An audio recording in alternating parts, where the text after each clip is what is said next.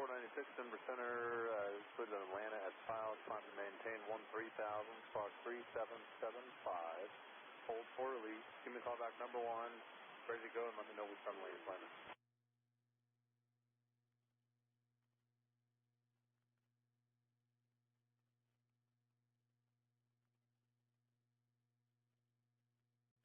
Thank you, and they do have some work in progress going on down in the field.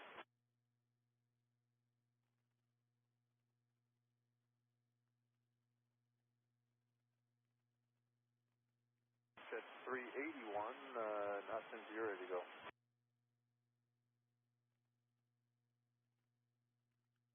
Set 381, cleared to the Gulf Signal from Yankee Airport as filed, climb to maintain 15,000, squawk code of 3754. Hold for release, and just give me a call back. Number 1, ready to go. Let me know which runway and departure procedure you're planning.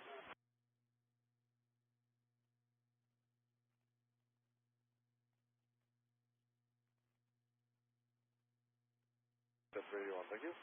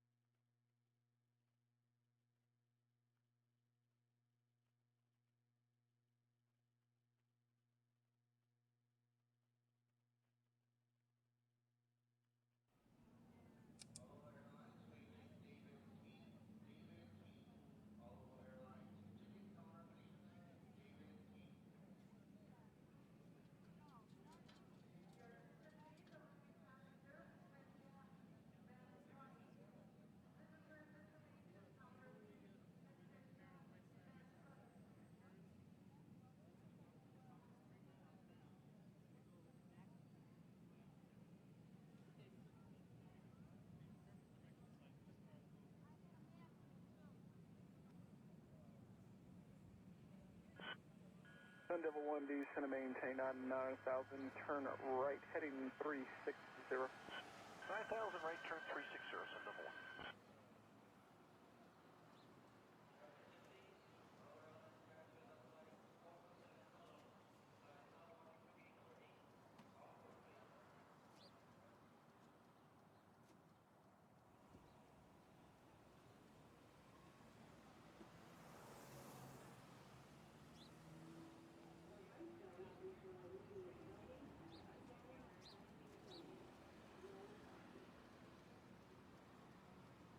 Junction 65 for Sun Devil 1.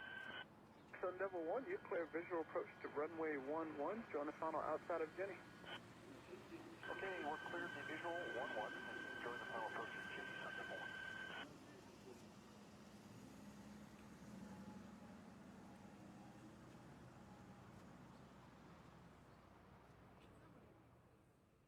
The white zone is for immediate loading and unloading of passengers only. No parking.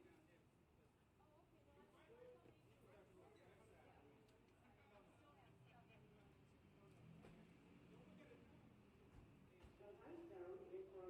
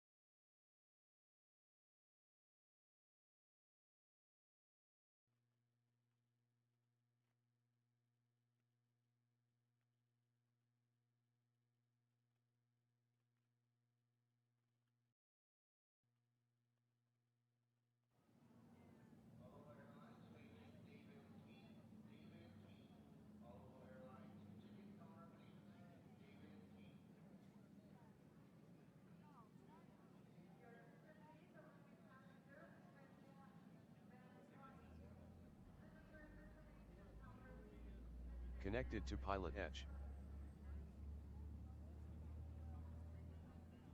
Level 1, contact tower 118.1. Tower 18, 1, send 1.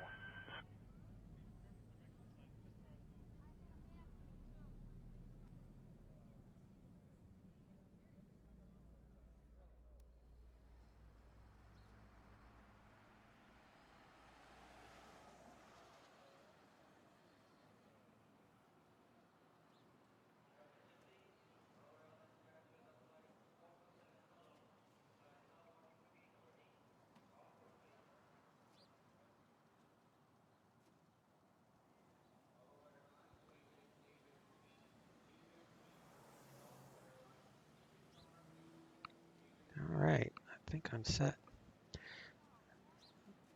Loaded all my winter textures. I've already gone and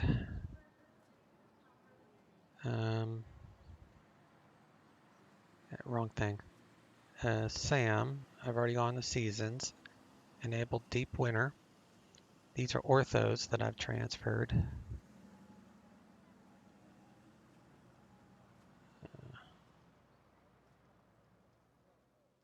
Not a whole lot of flights in and out of here. So 1320. Next one is arriving at 2:45, so nothing's going to be moving here for a while. So we're doing FedEx today.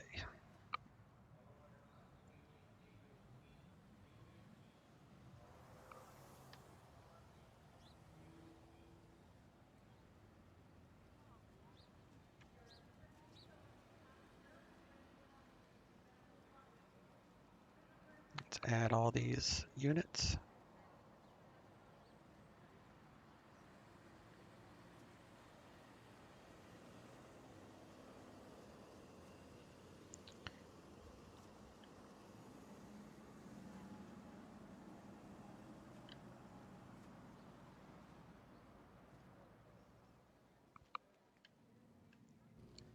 Hop inside. I've already done the weight. So I know I need 9 pallets. Cargo is 74. Fuel 25.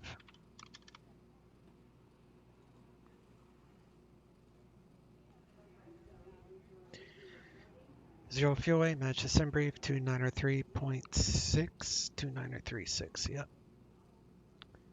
We'll go ahead and we'll start that loading.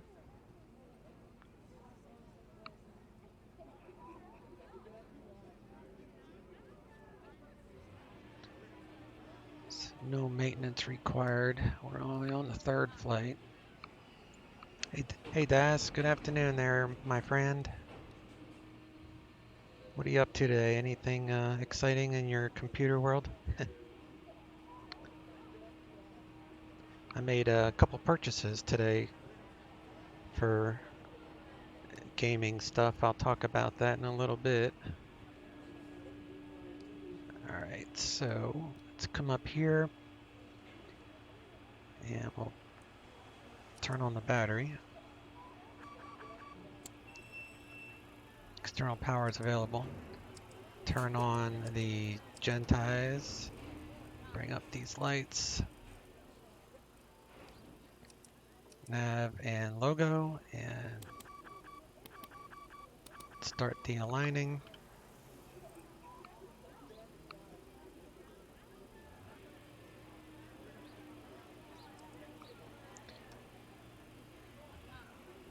Okay.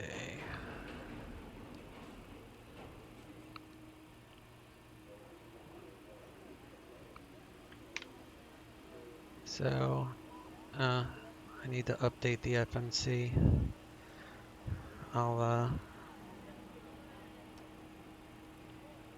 Let's get to the 30th.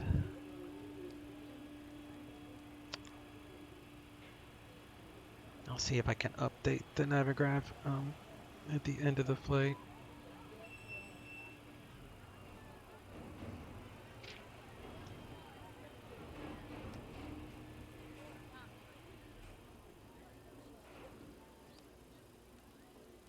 Update nav data. Still good. It's 30 January, so I guess tomorrow I'm gonna. It might not let me update it till tomorrow. All right, position in it. So we are at JT. So that is close. So we're going to use the GPS position, paste it there, and that will start the aligning of the GPS, the INS system.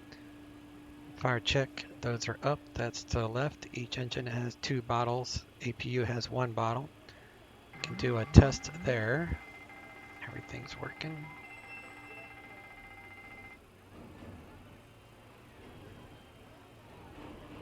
Turn on the yaw dampers, turn that on.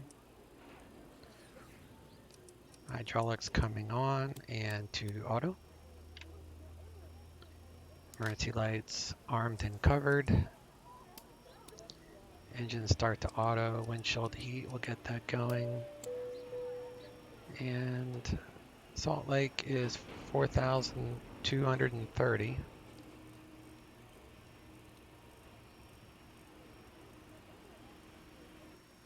Put that on auto 2 and we'll get the environment kicking on here.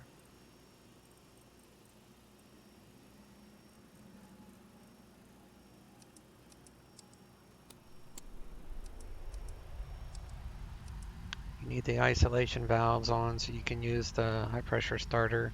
If you want to use the APU, then you have to use this isolation valve.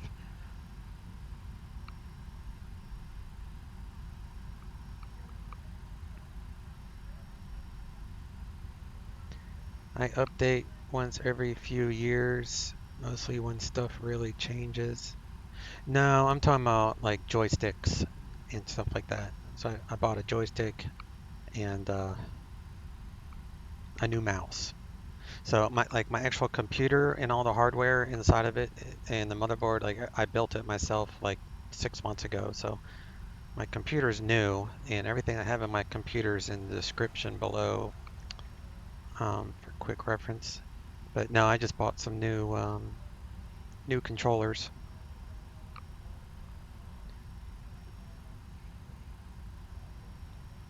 All right, so let's come to sim brief. You mentioned FMS. Oh, my bad. So the FMS data, the nav data, like the Eric right now, it starts today, actually, for the new Eric. And if you fly online, you want to use the most current nav data because, like the Lehigh 5 arrival, for example, these waypoints and altitudes might change per nav data update. So the name of this might change, or they might change the altitude. A lot of other things that change could be frequencies, and the you see here on the bottom,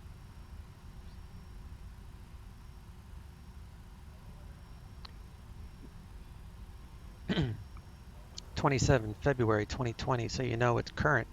So it's very important if you fly online to have current nav data. So you always want to make that. I'm going to go ahead and unlock it.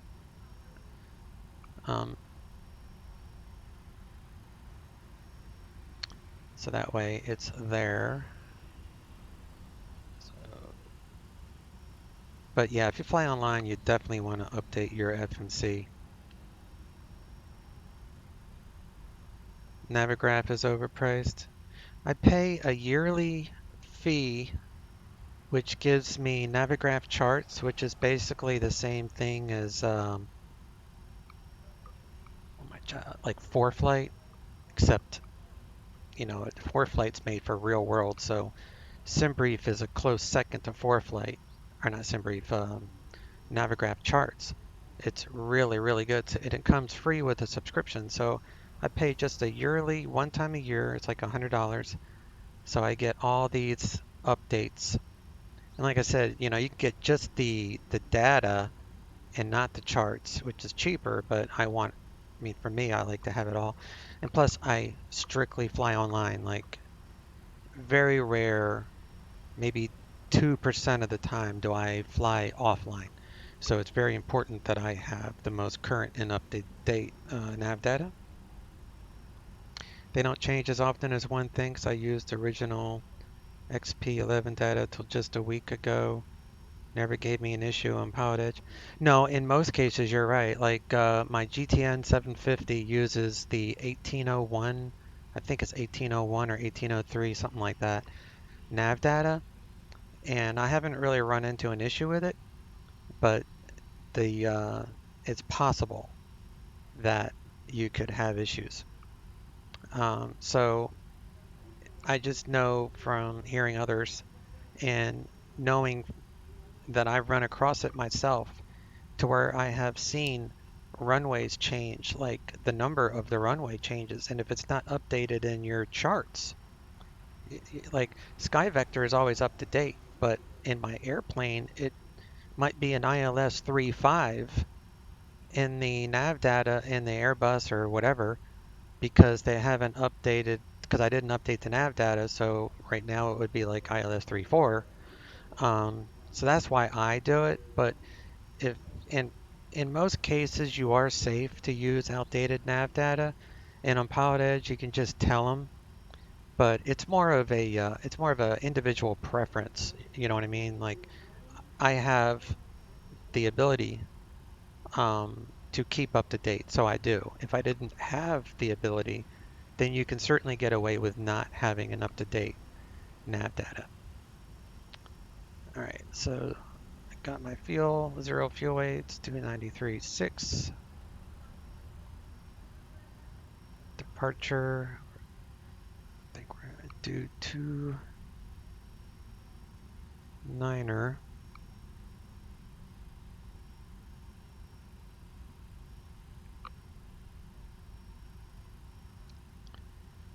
And that's with Oscar, and the altimeter is 3017.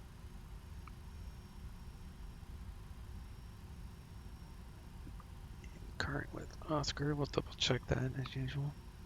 And Salt Lake is landing south. So we'll go ahead and file that. IFR, we're FedEx, we are heavy, Slant Lima, 280. I'll leave that in file.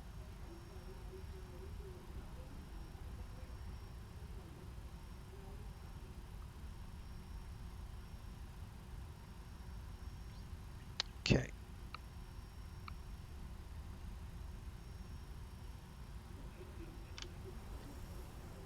All right, so ATIS is 1855, just to make sure that that's still valid.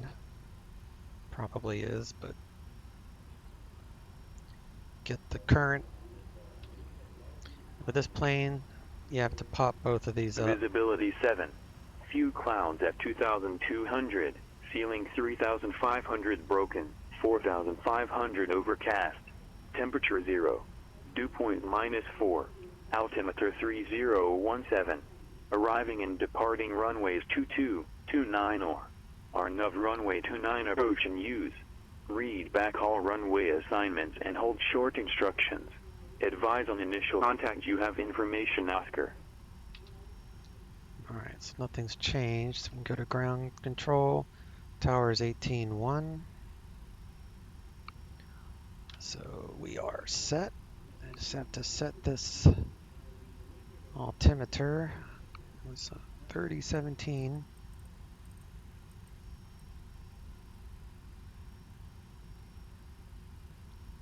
Come over here.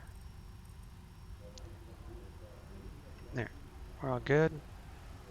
4840 and it's 4857, so that's within acceptable limits.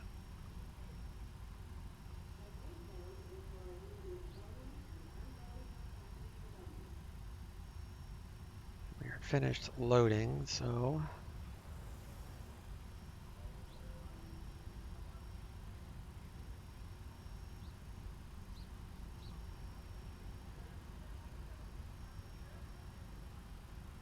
close that. Get our clearance. Let me look at the map and see.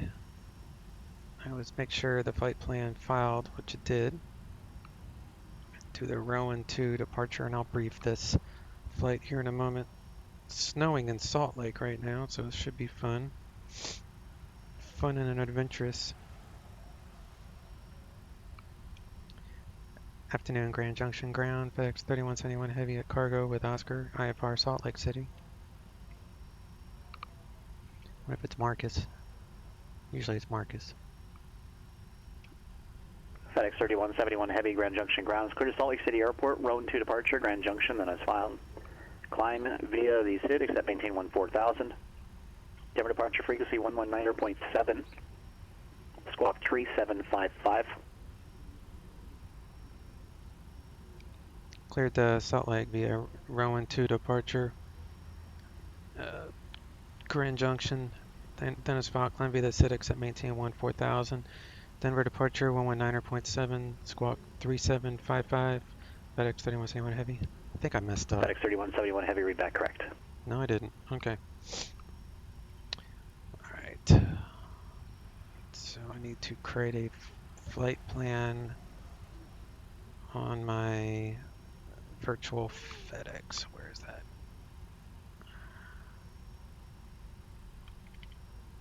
Heat at a 1980, contact San Jose Tower 124.0.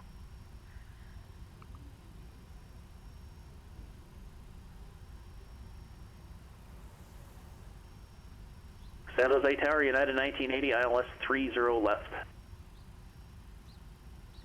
Yeah, 1980 San Jose Tower, wind calm, runway 30 left, clear to land. 30 left, clear to land, United 1980. Okay.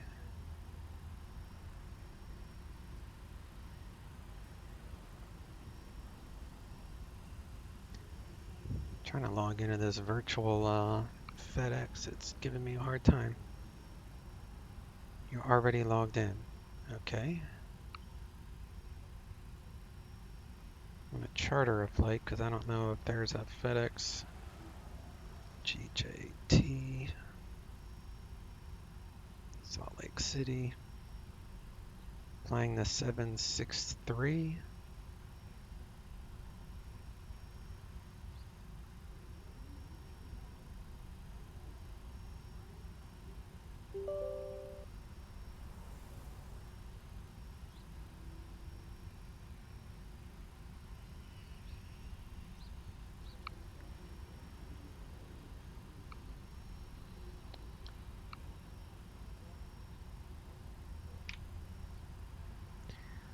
Alright, so for route, Grand Junction, Salt Lake City, we'll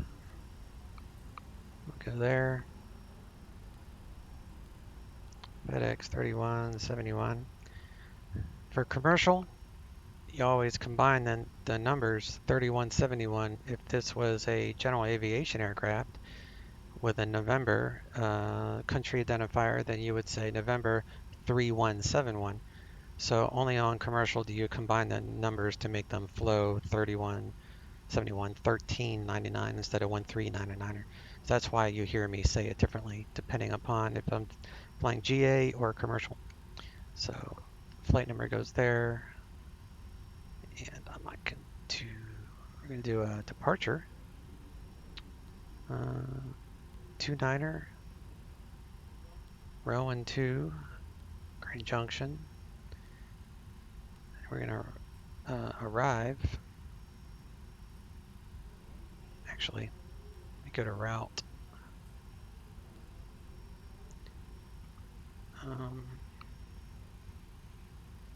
So I need airways. We're going to do J12. And that's going to let us off at Helper. H-E-L-P-R. H-E-L-P-R. And then we'll go back to here. So we're doing the Lehigh 5 from Helper. Is it 16 left? 16 lift. Don't need a trans. So legs, get rid of discos.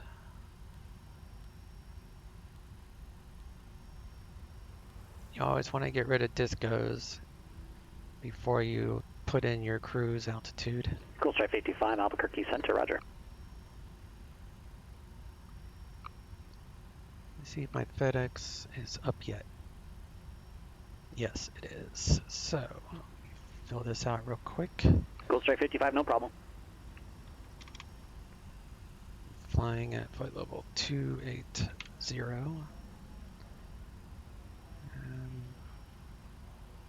Alright, that started. So now, go to the init and reserves. United 1980 right turn at Juliet, cross runway 30 right. All the way Zulu into the ramp, monitor ground, 0.7. 4.3. Right turn at Juliet, Zulu to the ramp and monitor ground, 0.7, United 1980. United 1980 on Juliet, cross runway 30 Cost right. index 178. Sorry about that. On Juliet, cross 30 right and Zulu to the ramp, monitor ground, United 1980. Hail Caesar. Huh. Thank you. FMS always seems clunky after using the G1000. Yeah. Yeah, totally. Like, the G1000 is just as complicated. I mean, I understand it a little better now, but, you know, I have multiple different ways of, I use them all, I think. I have the G530, I have the G430, I have the G500, the G1000, I have Boeing FMC, Airbus McDoos, so I have like all these various ways of putting in data, and it can get pretty confusing, a little daunting, especially at first. And 0 fuel weight, that matches, and cost index 178. Now we're ready for the altitude. Sometimes you'll get can't cruise if you don't do all the steps before. So we're going west, so that's even, I think.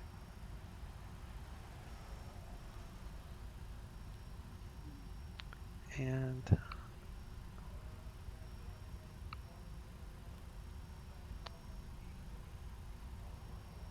we'll do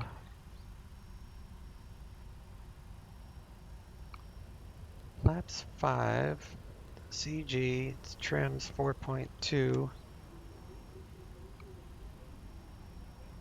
The trim's already pretty much set.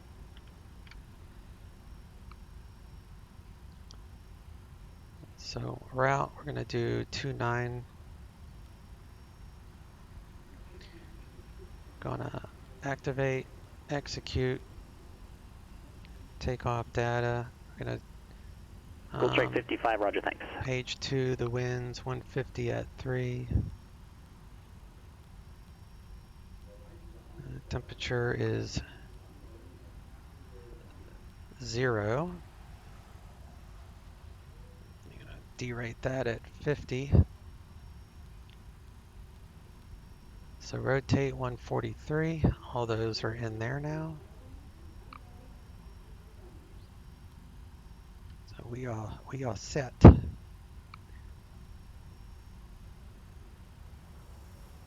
We are set on the flight plan.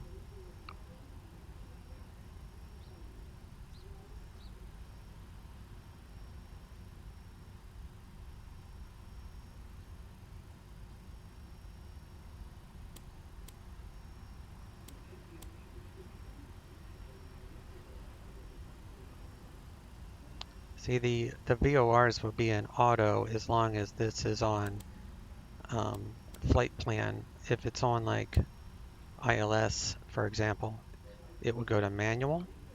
So it will automatically go to auto.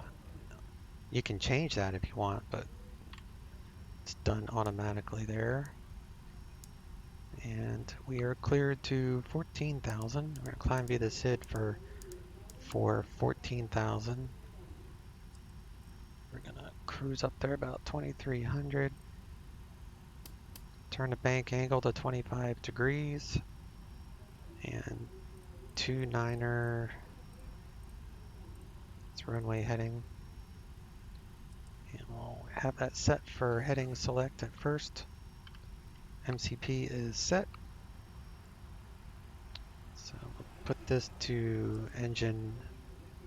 We'll turn on the fuel pumps.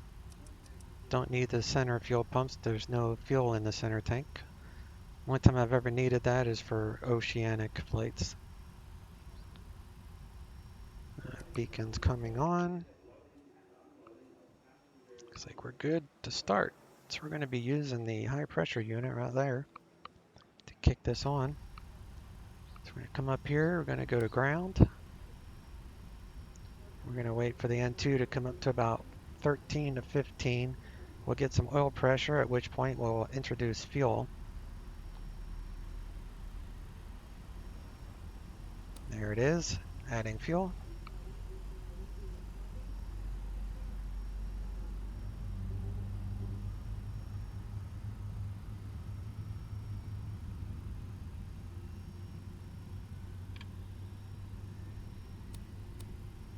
Push that out to about 80. Leave that on the ILS mode.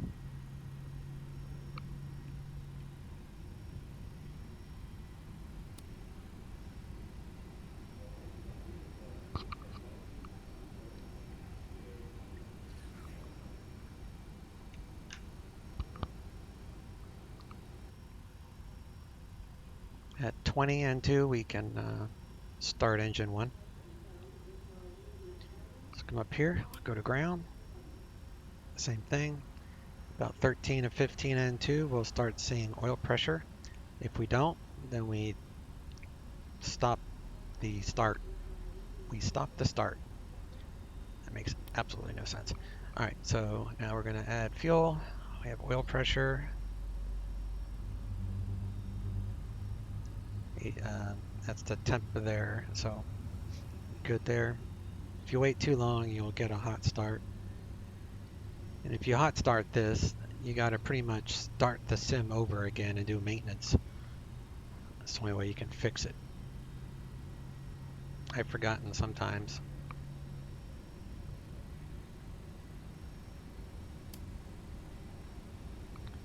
So the hardware, or the stick that I got, it's a Thrustmaster T something stick with a mount. Because the stick that I have been using is super old and it's horrible. And I primarily wanted it for DCS because I use a yoke for most of my X-Plane stuff. I also got a new mouse. Alright, so we had 2 good engine starts. Gens are off, so we'll turn them on. We'll verify they're on. The warnings are off. So now we can disconnect external power. We'll come down here. And we'll go to ground, remove the high pressure, the chocks, GPU, and the air conditioning unit. Turn off the isolation valves because the engine is started.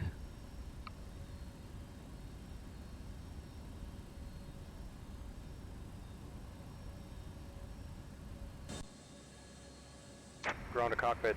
Plan acknowledged. Call me through the menu when you are ready. I am ready. Let's go. Ground to cockpit. Tow is driving up. We're going to go flaps 5.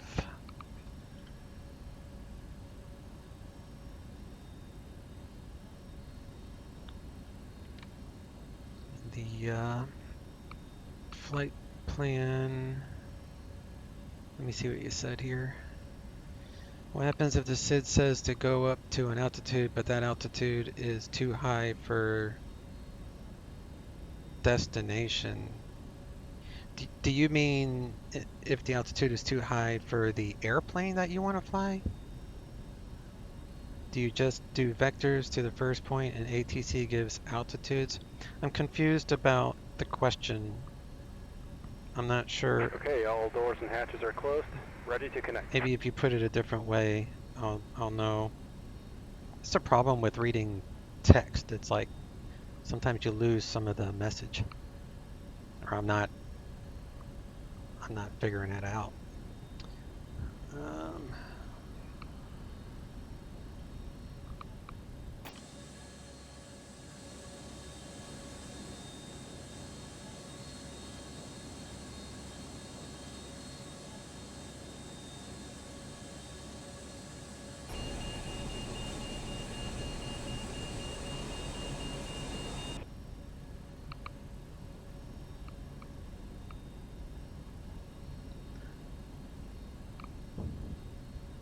Tow connected and bypass pin inserted. Release parking brake. Starting pushback.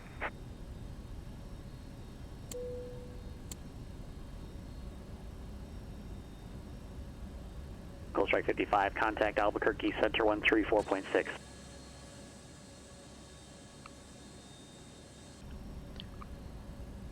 All right, air brakes work. We'll set the brakes and all that in a little bit. We'll set for RTO, because you'll have to descend before you get that high. Gold Strike 55, Albuquerque Center, roger, descend via the Lobo 3 arrival. Obviously, you Report can't leaving do a flight SID level if your 350. aircraft is unable to meet the requirements. Yeah, like a 172 wouldn't be doing a SID to flight level 230. I mean, that wouldn't work. And a lot of SIDs and stars are turbojet specific. Like, you can't even fly them unless you're in a turbojet, which is what we're in. So I'm doing the Rowan 2.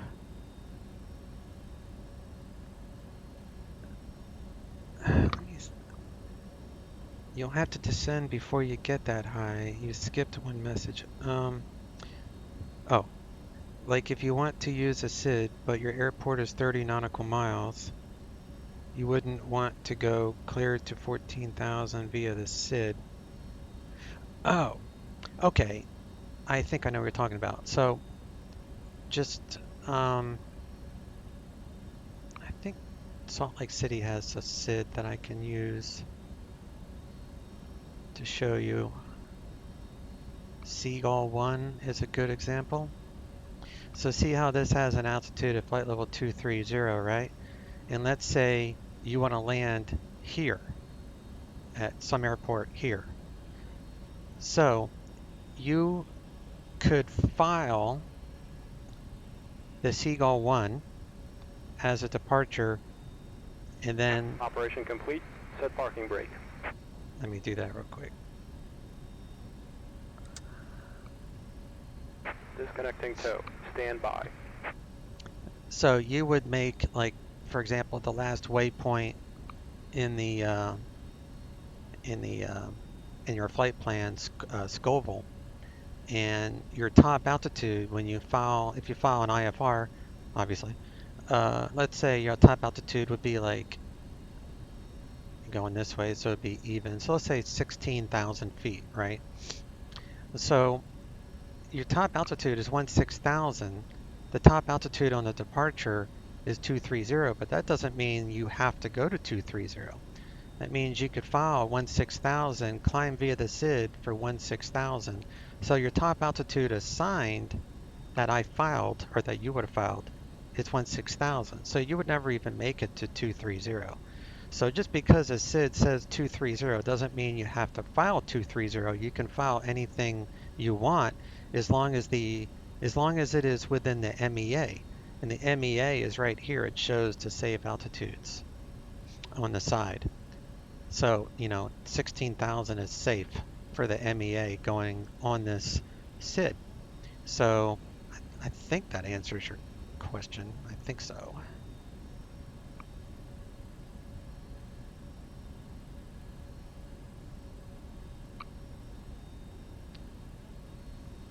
Yes, like when the airport is en route to a SID. Yeah.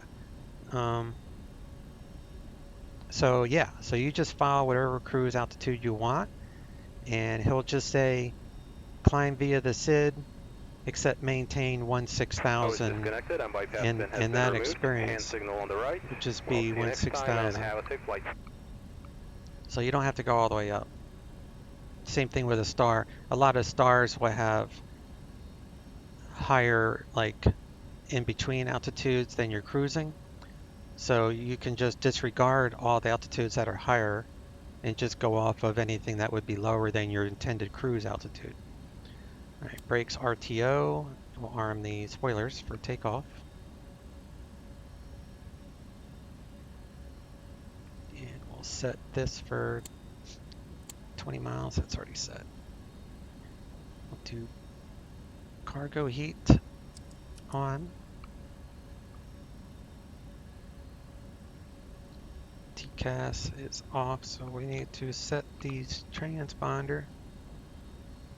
What if you have to descend before heading?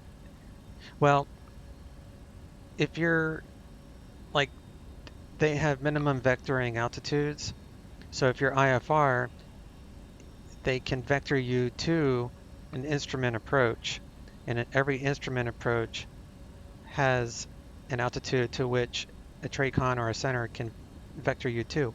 So if you have to descend before the MEA, hey M9, good afternoon there, bud, then ATC will only descend you to a safe altitude.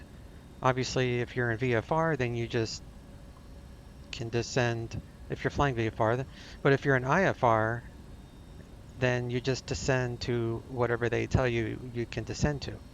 So if you file a flight plan, an IFR flight plan, let's say your top altitude is not within the MEA, the ATC controller will correct your flight plan to give you a higher altitude if you didn't read the chart or something like that. I've done that myself. I've filed too low of an altitude and they say that doesn't meet the MEA, you have to fly higher. And then when you get to your airport, they have their own rules and stuff for that. 3755.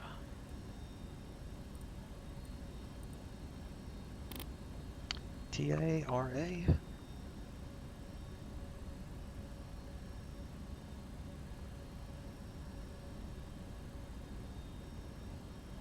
Turn that engine thing on. Check Point ATIS. -4. Altimeter 3017. This is Arriving confusing. and departing I just runway realized 22, we are 29 both Davids. Are now runway 29 approach and use. Read backhaul runway assignments and hold short instructions. Advise on initial contact. You have information, Oscar. Alright. Still Oscar, so nothing's... Grand Junction Regional Airport. ATIS in... Nothing's changed.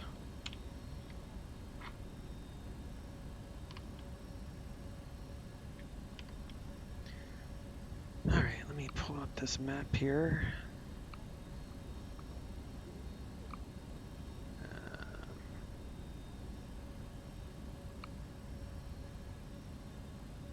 But yeah, what we got here. Grand Junction ground, FedEx 3171 heavy at cargo with Oscar ready to taxi. FedEx 3171 heavy, Grand Junction ground, runway 29er taxi via Alpha, hold short runway 22. 29er via Alpha, hold short 22, FedEx 3171 heavy.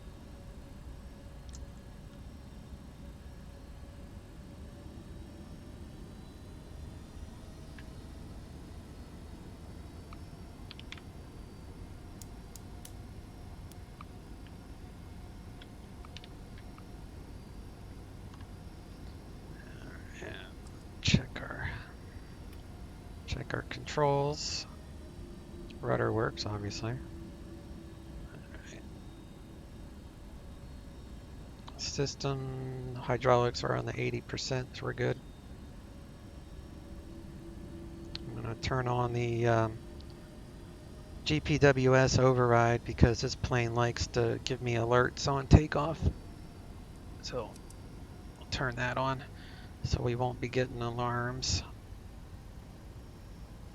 I'll turn it back off when we get a little higher. The only time I won't do that is if I'm in IMC and I can't see anything on the descent.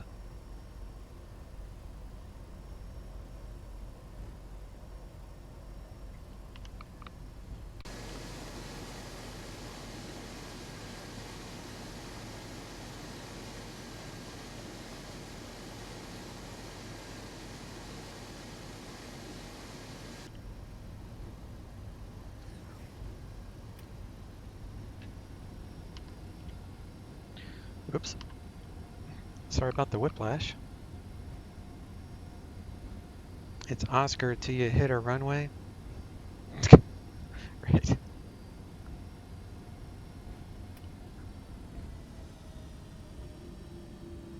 Yeah, as soon as you're holding short, the winds change, the altimeter changes, the temperature changes. So all your perf data is for nothing. All right, we have to hold short of runway 22.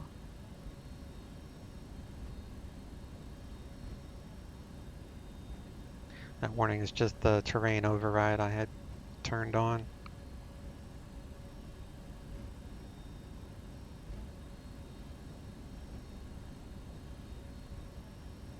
It's like a little bit of a tailwind, not too bad.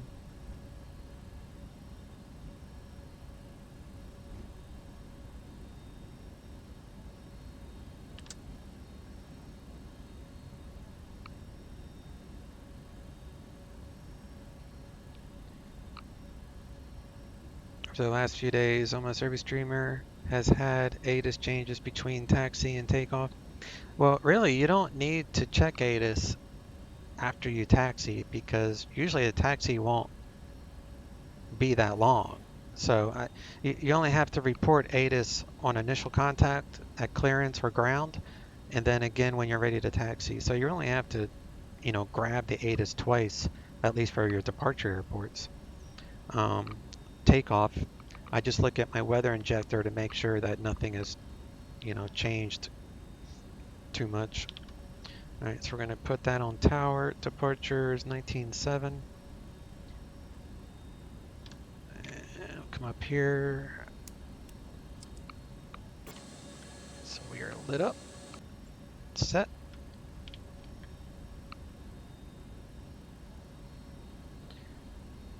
Rotate about 147, 148. We're holding short 22. Grand Junction Tower, FedEx 3171 Heavy, holding short 22.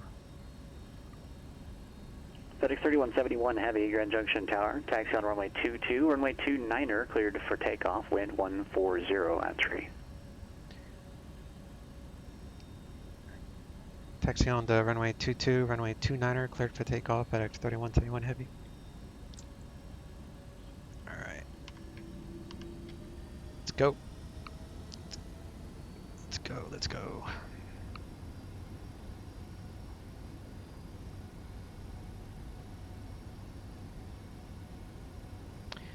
The my next DCS mission, I need to turn on my bot for my DCS mission. The next one is going to be a P51 mission, and I've got like 7 pilots, I think, so far that are going to be flying in that mission that I'm still working on. So if anybody likes the Mustang, and if you own it, shoot me a whisper or hit me up on my YouTube or whatever, and I'll be more than happy to add some targets for anyone that wants to fly with us. We're going to fly February 9th. It's a Sunday at 1 p.m. Eastern. I'm going to stream it. But also everyone and anyone is invited to partake. I just need to know beforehand. Strike 55, of course, it just changed. If anyone wants to. Runway 3, wind now 300 at 14. So there you go, Daz. He just changed the wind for someone else. Runway 26. Runway 26 engines transition. are stable, full power.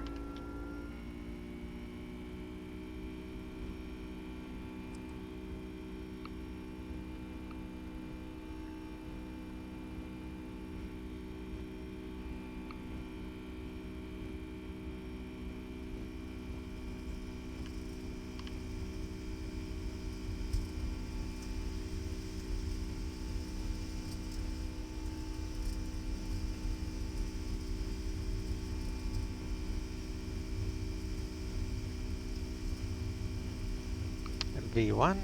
Radio check. Rotate. Somebody's calling for radio check, was loud and clear.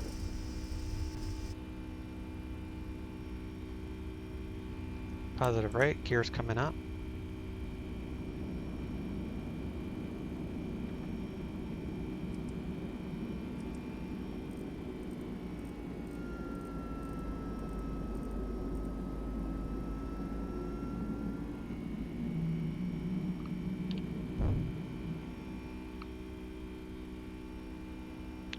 on track.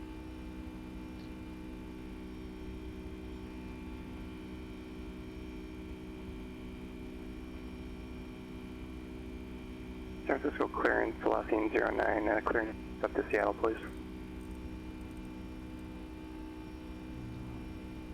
Take out the flaps to 1 degree of flaps. Mike 1809, San Francisco clearance on request, standby.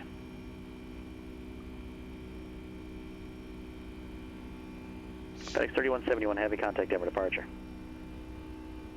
Over to departure, FedEx 3171 heavy, see ya. Alright. Need to go to flaps 1 at 2. To wait for this to go out of there anyway. Denver departure, FedEx 3171 heavy, Rowan 2. 8,000 for 14,000, climb via this SID.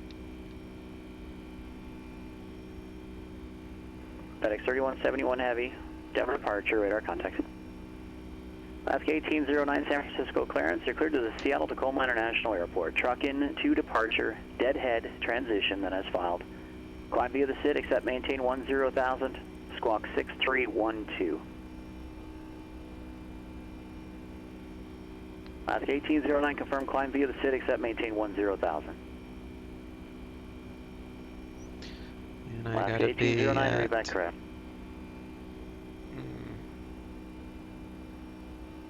10-5 proceeding, okay. That's 250, bring that up 25.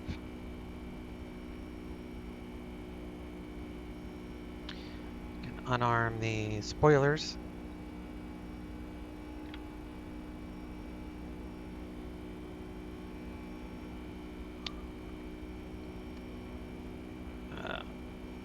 FedEx 3171 heavy, climb and maintain 17,000, contact Denver Center on 120.47. Climb and maintain 17,000, Denver Center, 120.47, FedEx 3171 heavy.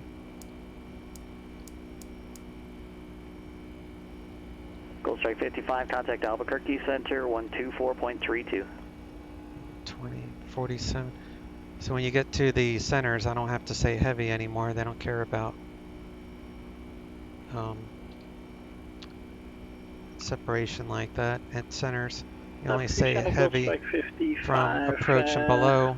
341-325 and descending via the Lobo 3. Gold Strike 55, Albuquerque Center, roger. And navigate for information, we have a flight navigation level, not going back on course to QQ. Which fix? QQ. Gold Strike 55, roger. Denver Center, FedEx 3171, 13,500 for 17,000. FedEx 3171, Denver Center, climb and maintain flight level 230. Climb maintain flight level 230, FedEx 3171. Alright, 230. Turn those off.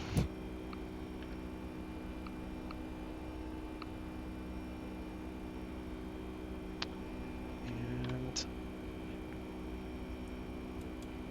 turn that back on.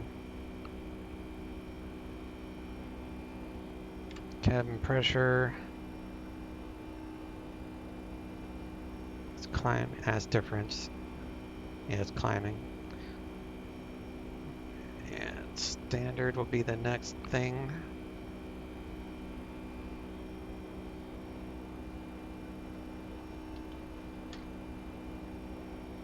All right, back to chat.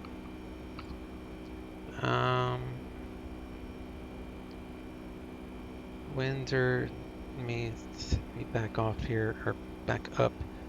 Called it. Yeah, you did, man. That was awesome. As soon as he said the winds changed on him, I was like, man, that's, you had your fortune cookie going on today. He switched this to standard.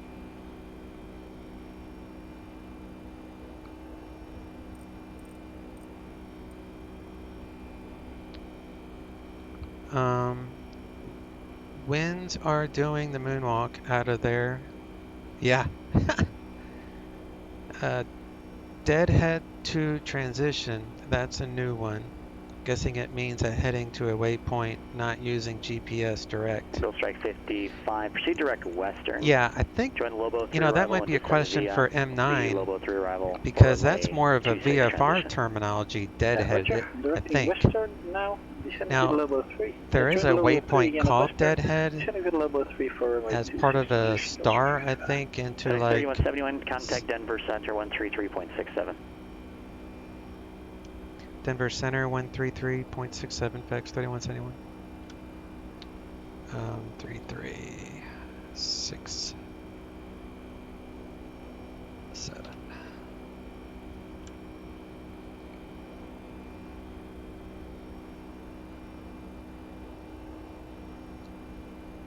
Denver Center, FedEx 3171, flight level 202 for 230. FedEx 3171, Denver Center, roger, climb and maintain flight level 280.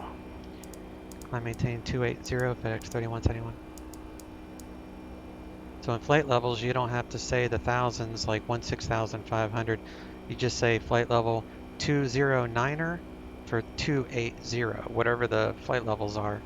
If you're in the thousands, then you would say 16,300 for flight level 280 or whatever.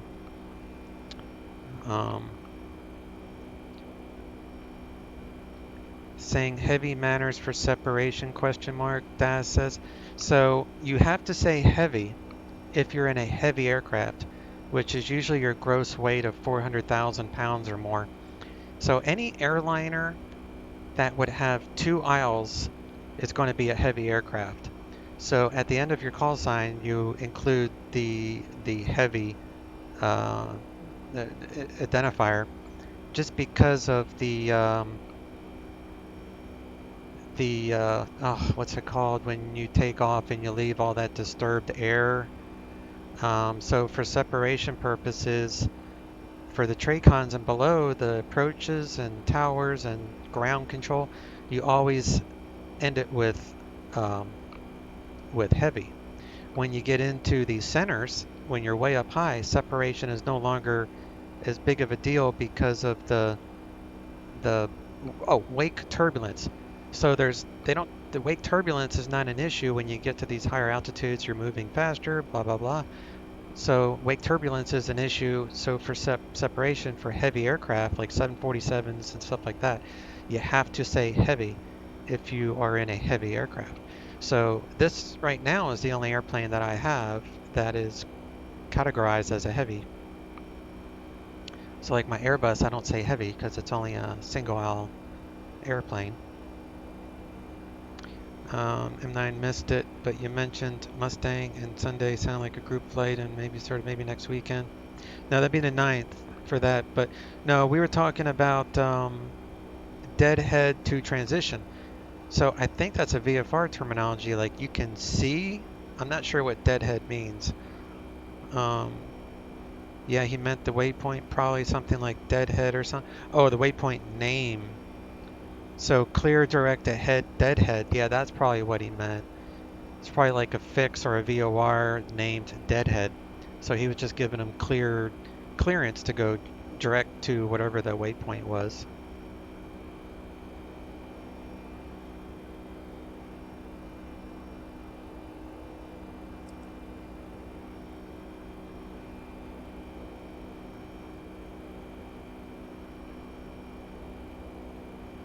I must have had a differential.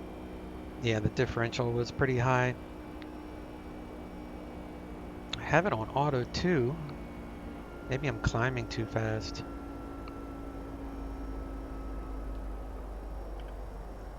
The alert went away, so we're good.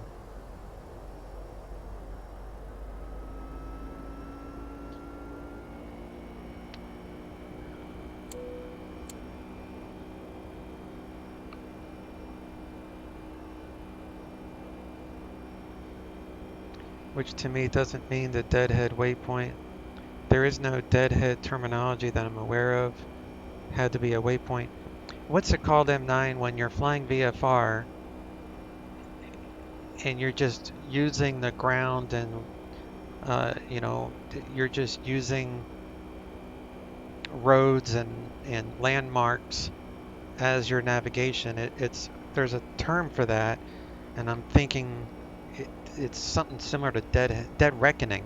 Is it Dead Reckoning? I think Dead Reckoning. Is it that what I'm thinking of?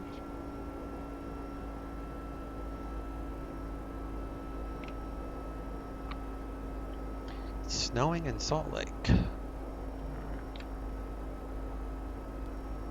So we got 70 miles. So let's turn on the weather.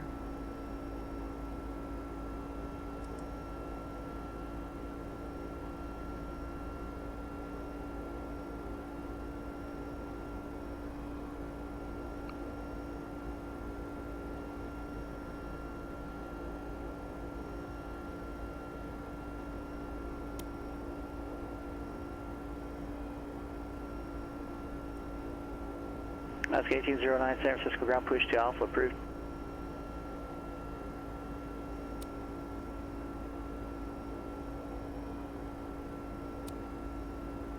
FedEx 3171, contact Salt Lake City Center 135.77. Salt Lake Center 135.77, FedEx 3171.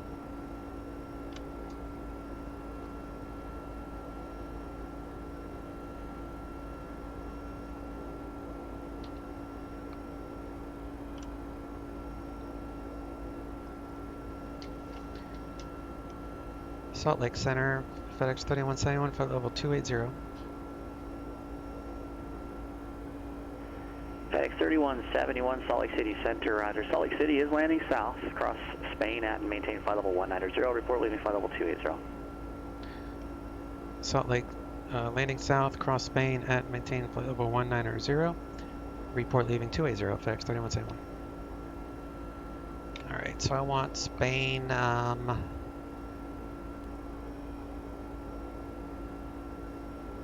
going to cross Spain at flight level. Come on, mouse. FL190. Dang it.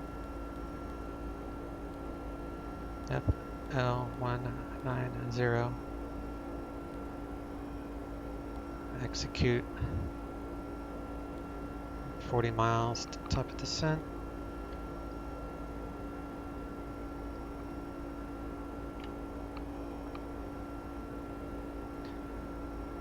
We're heading 280. That's close enough. Gold Strike 55, contact Albuquerque Center 127.4. Dead Reckoning. Reckoning. 97.4, Gold Strike 55. I can talk today. Deadhead and VFR has been used by flying, heading and timing it without using a VOR. Dead Reckoning. Okay. My old man flies deadheads out in western Kansas for some legs as no VOR in area. Then yes, if you use visual landmarks, that's Dead Reckoning. It's been used. That's interesting. That's why I love this community. You're always learning. Always learning. Alright. Let's come down here. In case... Let me do a route to Grand Junction to Salt Lake City. And we'll go to arrival. And we'll plan the other way just in case. So we'll do... it's like 3-4 right. Gold Strike 55, Albuquerque approach, roger. Albuquerque altimeter is 29 or 9 or 8. Advise with the ATIS, and let me know if the Lehigh 5 approach is doable. From Helper on the 3-4 right. Did I miss it? Gold Strike 55, roger, thanks, and expect that. Is it from Plage? I think it's from Plage. Yeah, from Plage. So then we go to legs. We're on route 2 legs.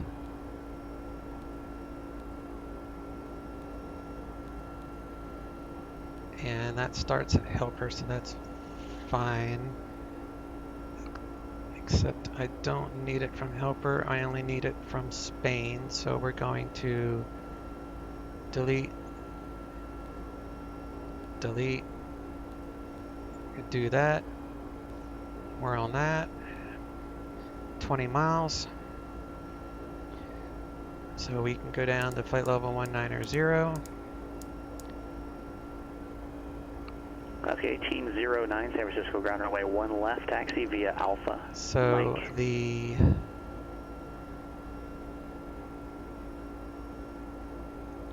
Salt Lake Center in arrival. The I-5. So he didn't give me permission to descend. He just said we're landing south, expect flight level 1, or not to expect, but he gave me that. So I need to check these other things. So we'll go to red 1 legs. I'm gonna have to wait till I lower the MCP, I think. Most of these are probably okay. Pit is 11. These are all individual. Yeah, that's fine.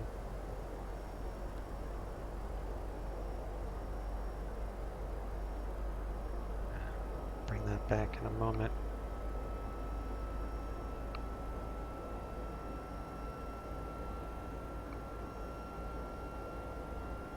Coast Strike 55, no DME cleared. DR nav Yankee, runway 26 approach.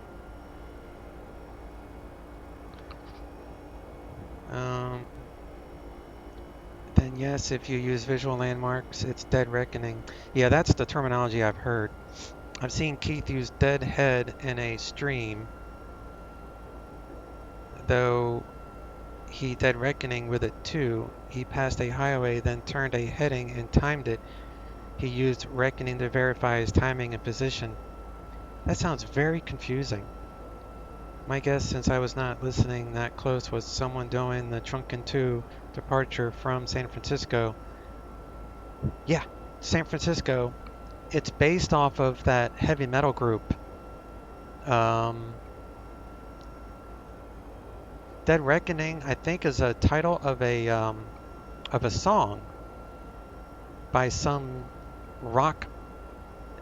A lot of the stars in the San Francisco are based off a rock star rock group. I can't think of it.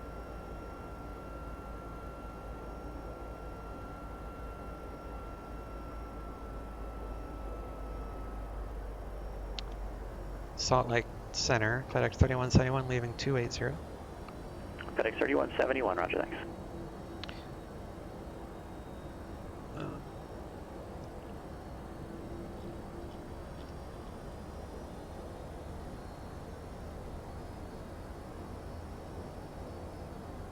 Let the crew know we are descending.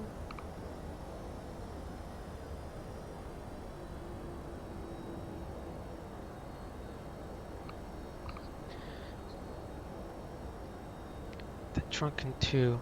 Alaska 1809, I think San the Francisco tower, Junction runway 2, 1 left, that's for the takeoff, departure. But there's a, I'm going to look it up.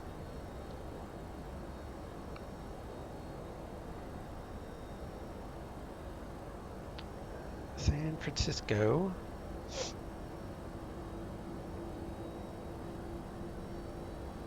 And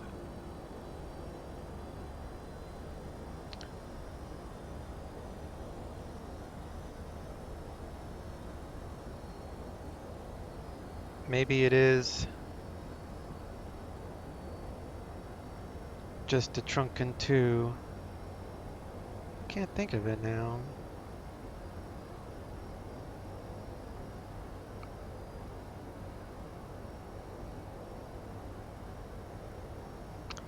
Anywho, we are going to plan on an approach of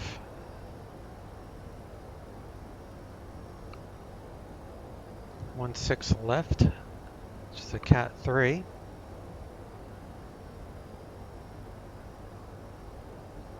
That's got a localizer of 109.5. So we'll turn on the ILS 109.5 at 164.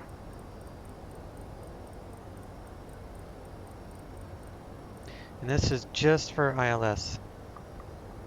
Test ILS, I've never even hit that button before.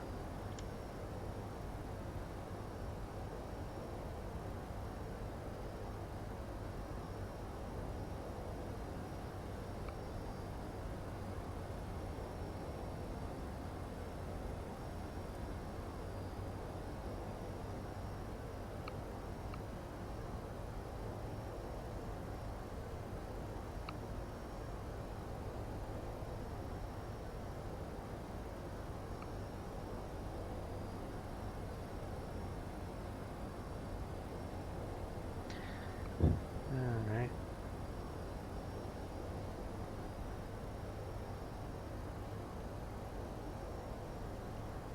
We're going to cross Spain at flight level 190.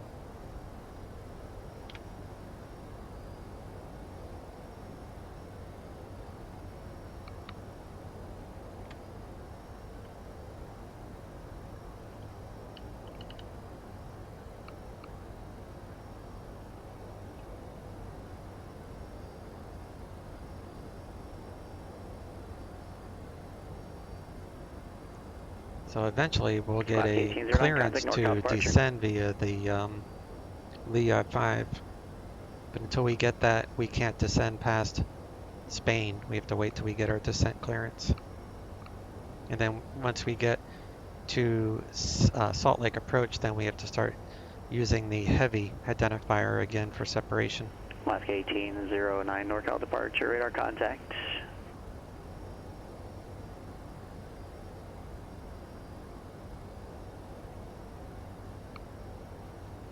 Gold Strike 55, contact Albuquerque Tower 120.3.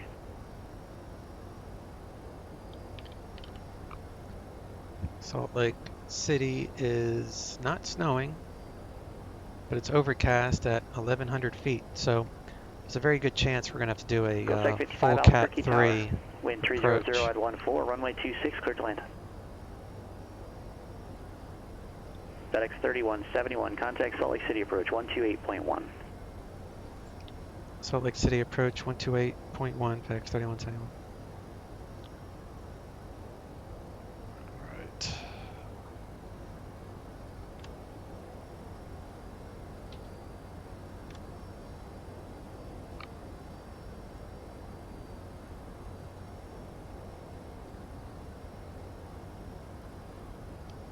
Salt Lake City approach, FedEx 3171, flight level 198 for 190. FedEx 3171 heavy, Salt Lake City approach, roger, altimeter 3031. Let me know when you have the ATIS and expect ILS, runway 16 left approach. Looking up ATIS now, 3031, expect ILS 16 left approach, FedEx 3171 heavy. Alaska 1809, climb and maintain flight level 190. 190, Alaska 1809. FedEx 3171, descend via the Lehigh 5 arrival, again altimeter 3031. Descend via the Lehigh 5 arrival, 3031, FedEx 3171 heavy. So I can go all the way down to 11,000 at Magna. And then ATIS is 124.75. Salt Lake Port, ATIS Information Hotel, 1954 Zulu, wind 360 at 3, visibility 10, ceiling 1,100 overcast, temperature 3, dew point 1, altimeter 3031, arriving and departing runways 14, 16 left, 16 right, 17, ILS runway 16 left, runway 16 right, and runway 17 approach use. Simultaneous approaches to parallel runways in use. VFR departures contact clearance delivery advised on course heading, altitude, and if flight following is requested. Read back all runway assignments and hold board instructions. Advise on initial contact you have information hotel. Salt Lake City International Airport. ATIS Information Hotel. 19er. Salt Lake approach, FedEx 3171 Heavy, current with hotel, thank you. Alright. Alaska 1809 Oakland Center, call to maintain flight level 320. Altimeter. FedEx 3171 Heavy, say again, step on. Current with hotel, FedEx 3171 Heavy. Roger, thanks. 3031.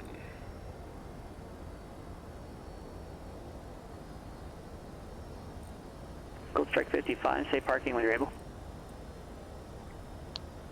And I'm going to turn on... Gold Strike 55, roger, left turn at Echo 9. And Echo, Charlie, terrain. Golf into the ramp, hold short runway 21 on Echo.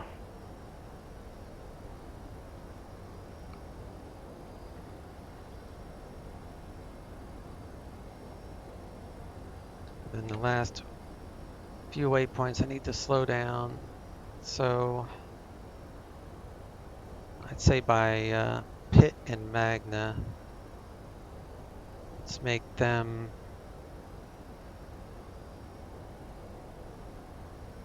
about 13 miles to Pitt, so we'll make Pitt 230, and then that will lower the speeds. So we're back to one active, not a mod.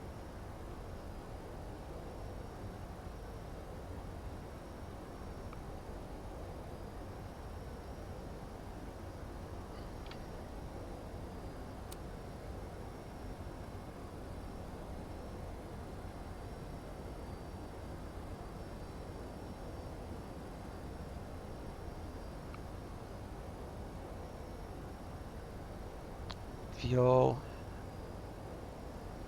is balanced.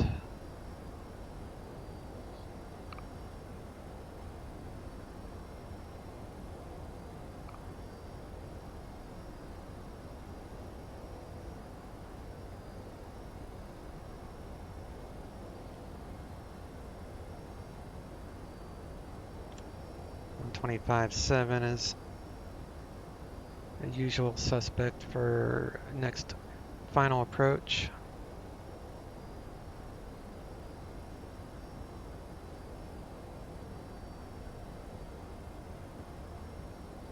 So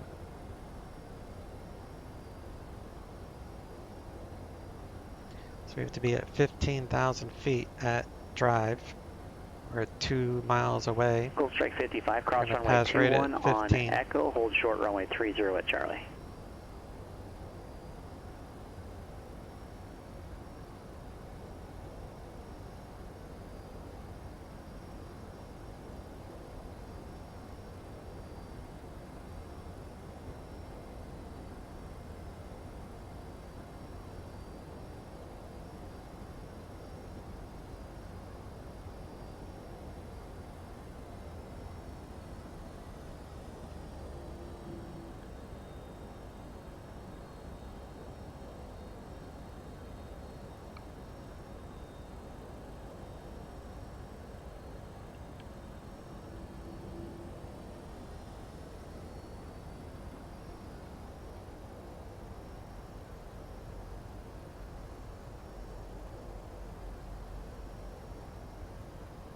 So Pitt needs to be 11,000.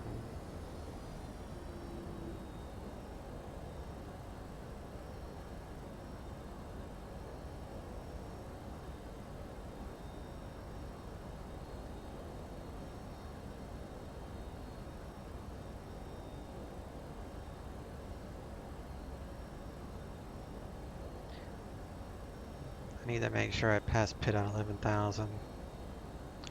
Got 6 miles, should be okay.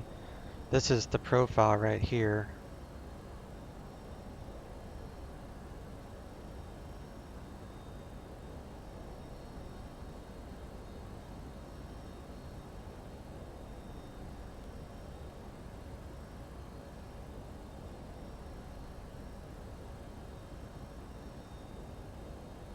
Looks like the banana bar shows pit at 11,000, so I should be safe.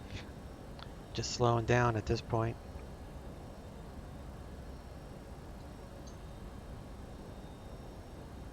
All right, let's get rid of that.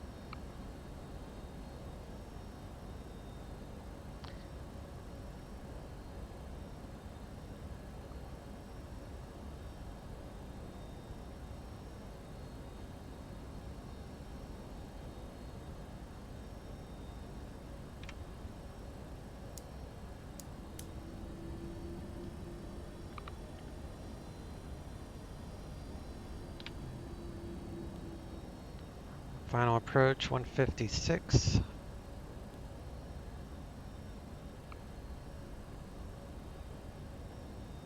Turn off this this weather.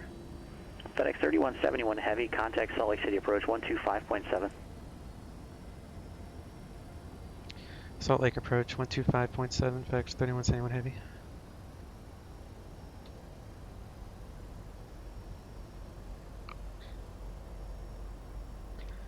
Salt Lake approach, FedEx 3171 Heavy, 1000. FedEx 3171 Heavy, Salt Lake City approach, roger, altimeter 3031. 3031, FedEx 3171 Heavy. Go strike 55 on Charlie, cross runway 30, your right turn Golf and left into the ramp. Have a great day. Do flaps 1 and we're going to slow down to 210 for flaps 5.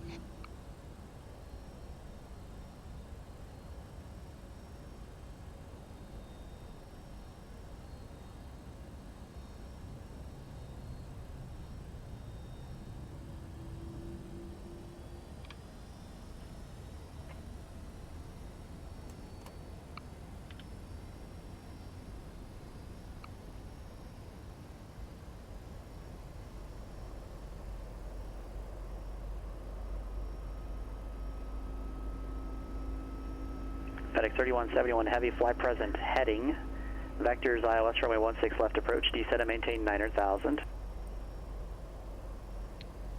Flight present heading, vectors ILS 16 left approach, descend maintain 900,000, FedEx 3171 Heavy.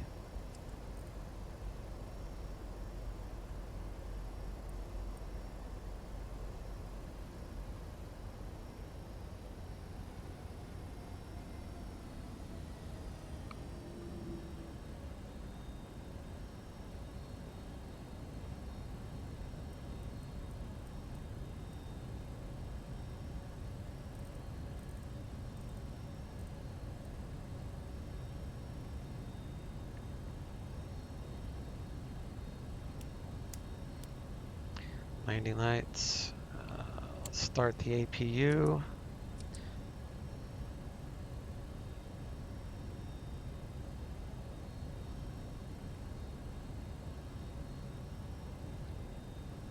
Weather, I think I turned off. Yep. Put it back to test.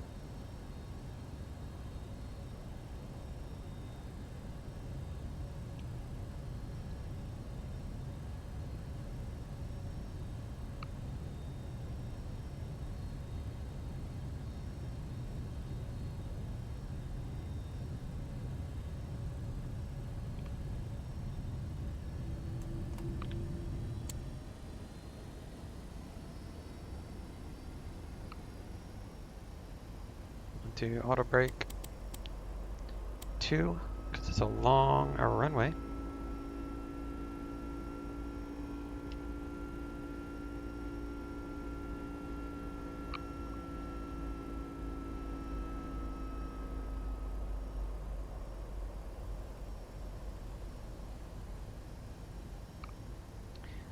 Not sure, I didn't catch what departure it was, just heard climb via the SID. Deadhead to the transition, then is filed. Yeah, I've never heard that terminology before personally.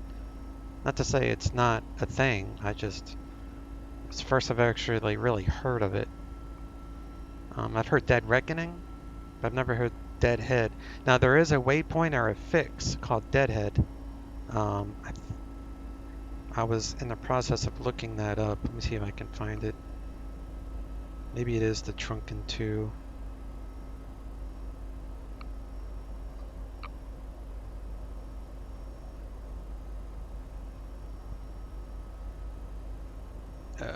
Nope, it's not the Trunken 2. 69 Monterey clearance. Are you loud and clear out to hear me? Roger. Is it the Molten 8? Nope. Centina? No. Stick 4?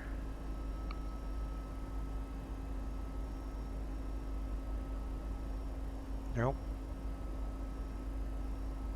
I don't know. I cannot find it.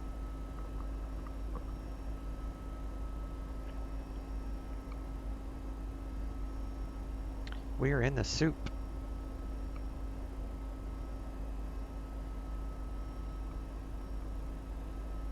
Alright, go ahead and arm these spoilers. Put everything on engine mode so I can see the engines.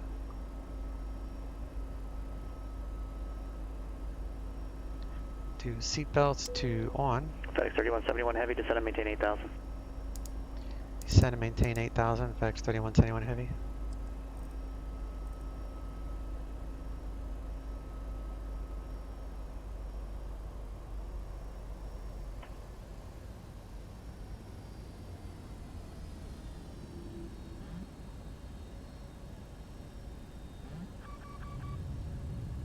I don't want to overspeed the flaps, so I have to rearm that.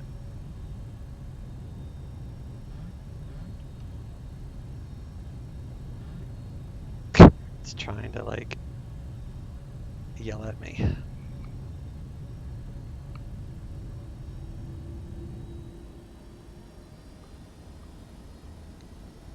Now we're getting some mountains showing up.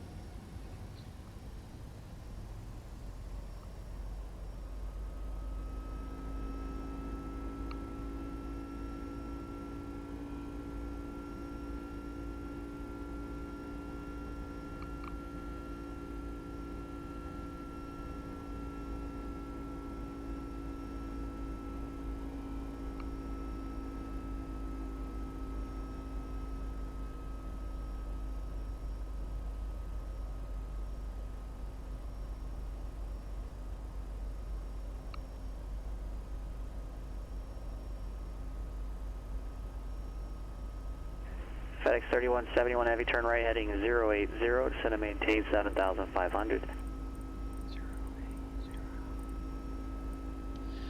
Right turn 080, descend, maintain 7,500, FedEx 3171 Heavy.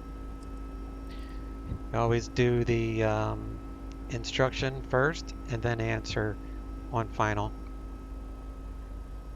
And FedEx 3171 Heavy, continue right turn heading 130. 130, FedEx 3171 Heavy.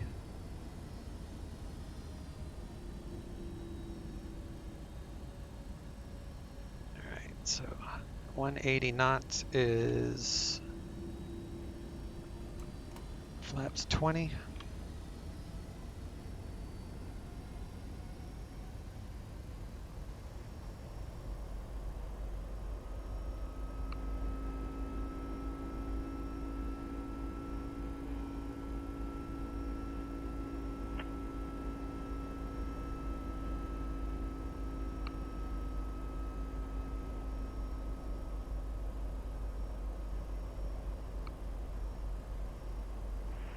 FedEx 3171 Heavy, you're 1 miles from Yip. Maintain 7,500 until establishment localizer clear the ILS runway 16 left approach.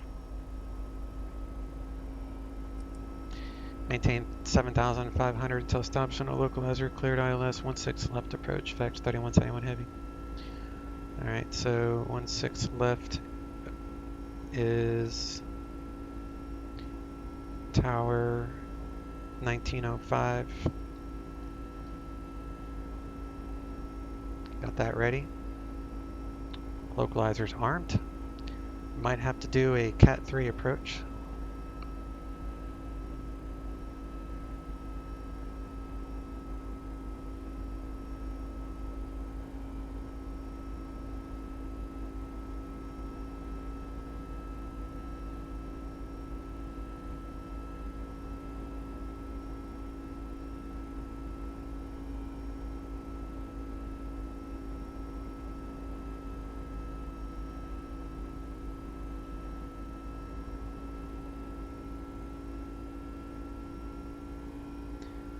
arm for Cat 3.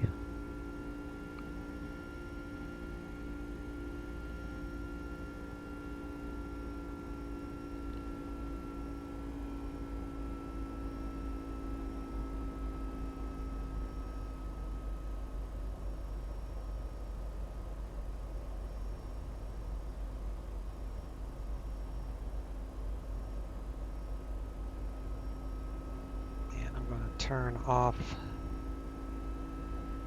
the terrain.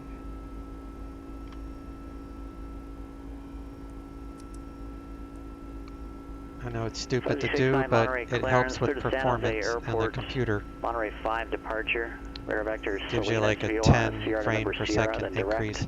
With all the weather, I'd rather have the performance. I know where the mountains are. I know not to turn left. That would end very badly. Squawk 7020.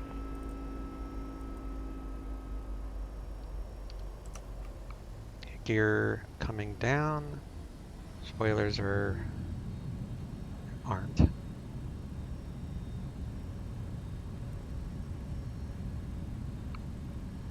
Fuzzy 69 Salinas VR, Sierra, November, Sierra, and rest read back correct. Ground elevation 4227.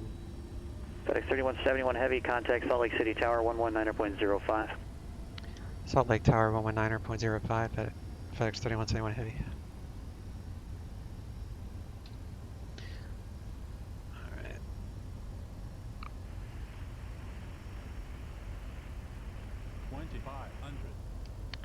Salt Lake Tower, FedEx 3171 Heavy, establishing localizer 16 left.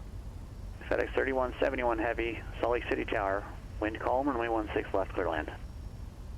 16 left, clear land, FedEx 3171 Heavy. Missed approach, climb to 4,800, then climb to 10,000. So the first one, alright, so we'll just reset for 10,000. Climb to 10,000, straight out. So straight, go missed all the mountains.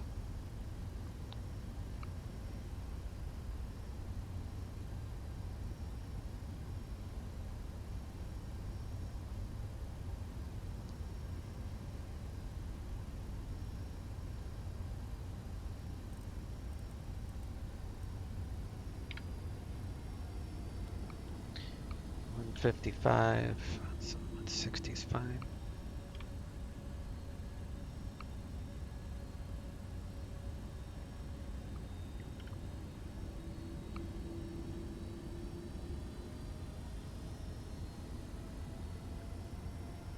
I see the runway. 1,000.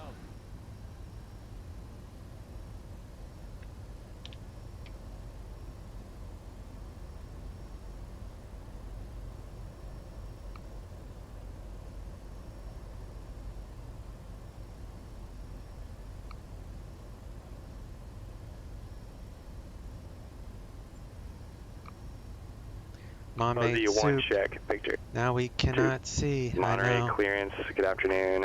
Fuzzy as long 1, as you have lights. and, I mean, this is Cat 3, so I'm just going to let it land itself. Hi, Monterey clearance. You said Fuzzy 1 was your call sign? Affirm, Fuzzy 1, flight You'll see the, it will change from rollout. Fuzzy 1, are you sure that's what you're connected at? You got rollout and flare armed, so it's going to do it on its own. It's kind of fun to let it land itself. 100. 50, 40, 30, 20, 10. Look at that. It's better landing than I can do.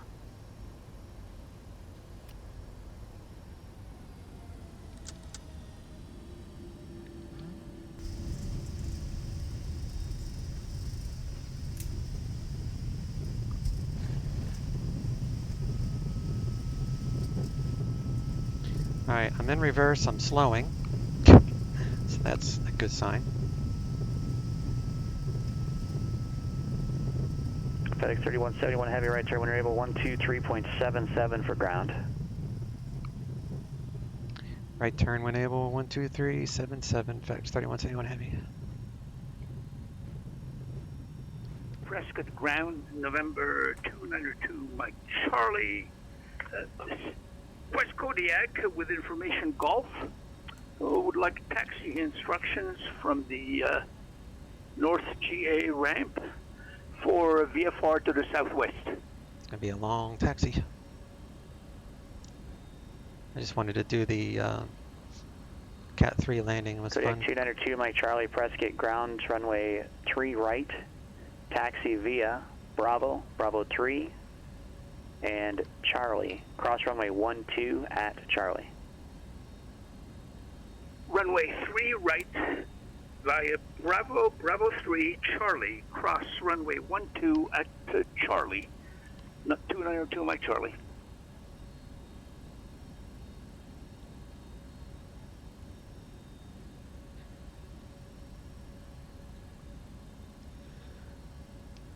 Salt Lake Ground, FedEx 3171 Heavy, off the runway at the south end, looking for cargo.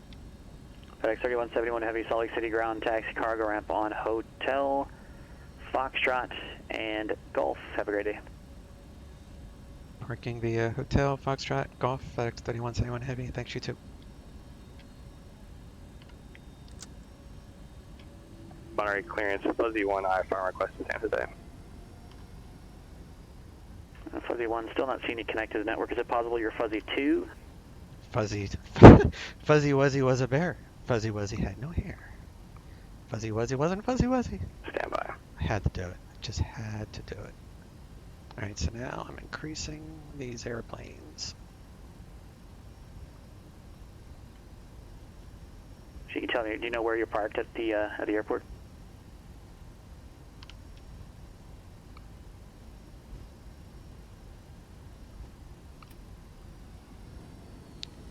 Hotel Foxtrot. We're parked in the northwest generally. Should be a flight of 2 T6s. Hotel Foxtrot. To the north side, I've got a Fuzzy 69 and a Jenny 07.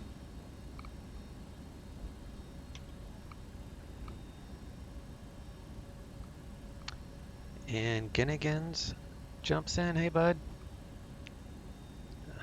Barely. I've never done an auto land. Oh, it's fun, man.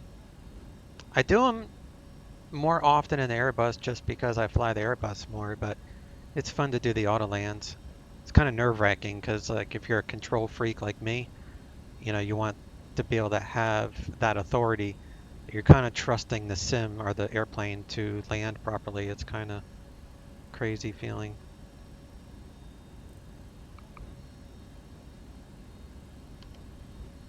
And Fuzzy 1, Monterey clearance, I have you now. I don't have planes that can do auto land.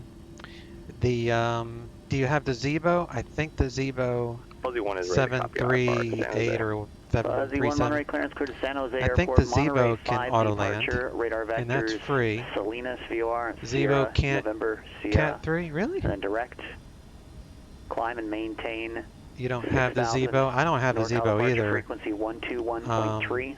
Squawk 70. I'm more of an Airbus guy. I like this plane. I mean, this was my first purchase ever, so clear the Monterey 5 departure radar vectors to Sierra. I have a lot of history with this airplane. Frequency 121.3, the one I'm currently flying. 7014. Fuzzy 1 departure frequency, or correction, departure procedure. Clear to San Jose Fuse, Airport. Monterey 5 departure. Larger than Challenger. Expect radar vectors Salinas, then direct. Anything larger than a Challenger is blah to you? Really? Right, see, I like all the is cleared via the Monterey 5 departure. Stuff with the airliners. To Navid Sierra, Where November is... Sierra, then direct San Jose. I don't have any airplanes at any of these gates.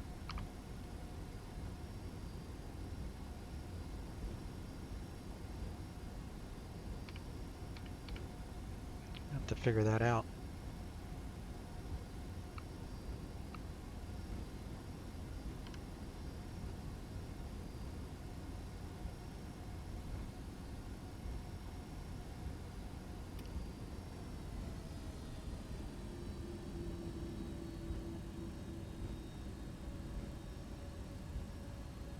I think this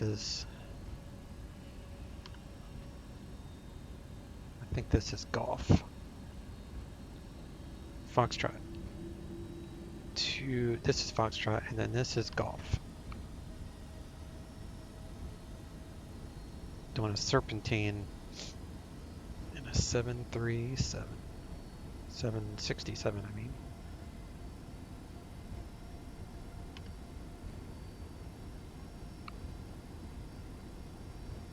Yeah, I haven't tested Traffic Global with this airport, so it's kind of weird that I don't see any airplanes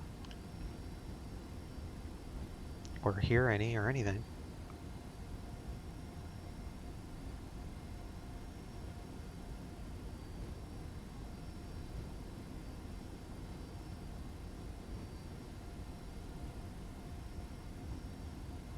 Prescott Tower, Kodiak 292, Mike Probably Charlie, because holding everyone and their short, grandmother flies them on the runway sim. I stick to 3 planes I right, realistically ready for could get departure. into. Yeah, I mean, I see that. I see that point. Like, you want to make your money count to where it would be applicable to, you know, your goals and your future Number 292, Mike Charlie Prescott Tower, wants wind and stuff. 330 But at 8, make right downwind departure, runway 3 right, cleared for I get, takeoff. personally, I get bored. Right downwind departure. I can't fly clear the for same takeoff, plane over runway and over and 3 over right, again. I will. 292, Mike That would Charlie. drive me crazy just because the redundancy.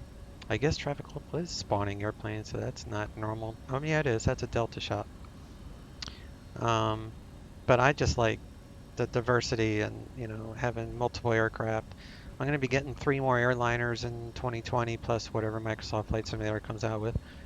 I'm going to be getting the MD-11 by Rotate, CRJ-700 by SSG, and the Flight Factor Airbus A350, which is made by Flight Factor, and there's someone else working on it with them.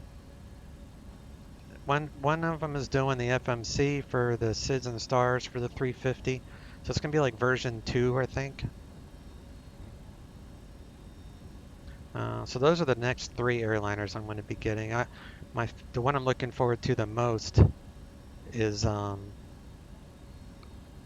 MD-11.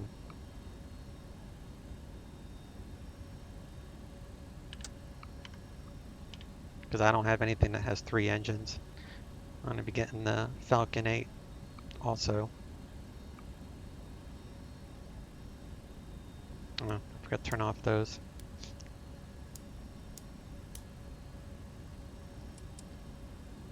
Is that not on? Left 1809, contact Seattle Center 135.15, we'll see you. No, just forgot.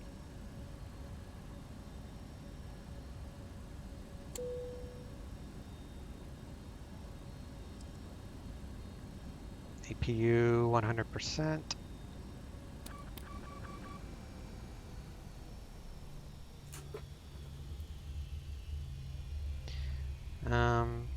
And plus, 1809 Seattle Center, roger. The more airplanes I have, the more interesting my streams become. It's fun for me to challenge myself with multiple aircraft. Monterey ground, Fuzzy 1, request taxi with Yankee 1.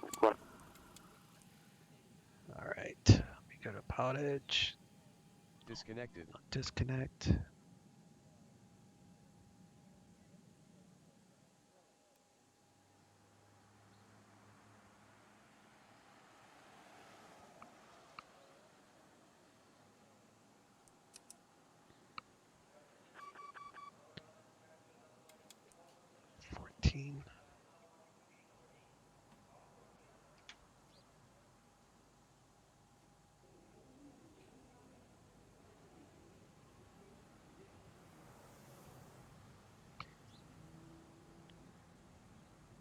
Get credit for my FedEx flight through FedEx Virtual.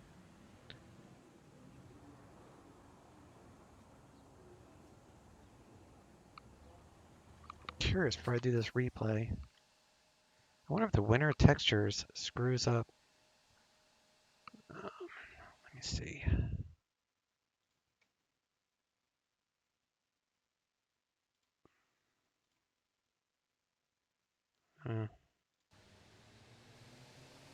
I hear the planes.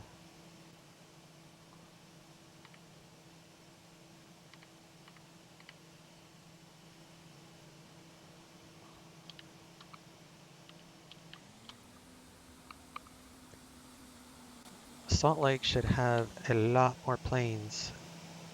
There's nothing. I don't get it.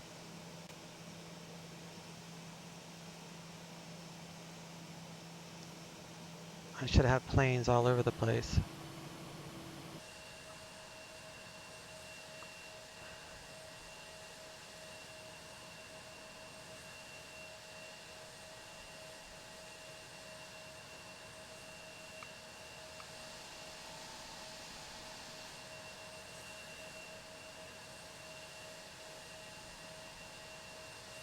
Wonder why it doesn't work. I wonder if the SAM, I can't imagine the seasons having anything to do with this. None of the gates are being used.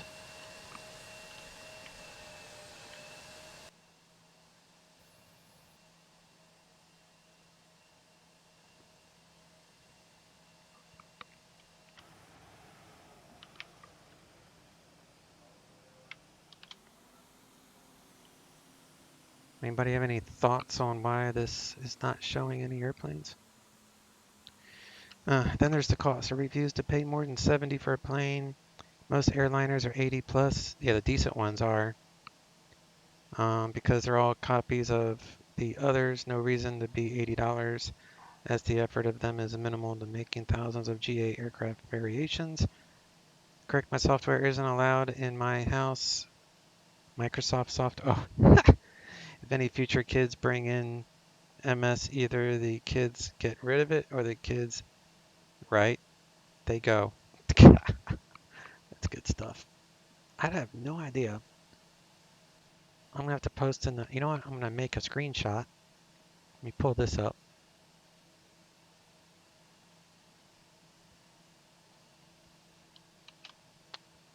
And I'll leave that up.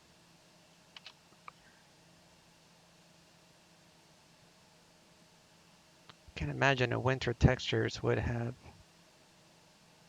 any impact. Not a single airplane.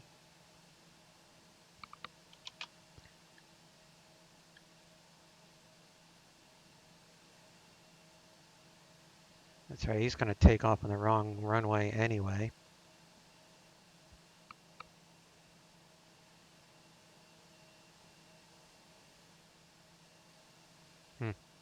Slowly going through these airports with Traffic Global to see which ones work.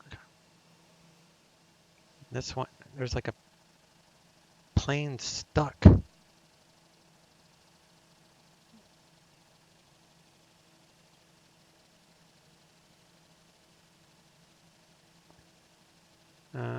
Dynamic density has nothing to do, but so I can lose them.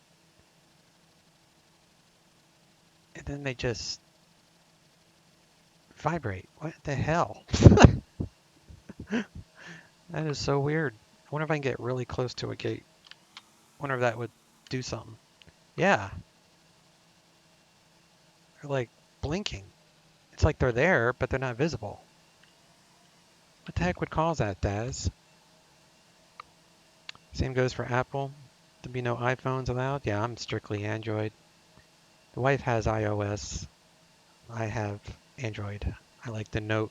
I have the Note 8. Is it Note 8? Yeah, the Note 8. Anybody have any great ideas to why this scenery is not showing the airplanes? It's like blinking. Do you think it's the SAM plugin? This dude's taking off the wrong way. The winds are 1010 at 3, so they're using north ops for wind calm.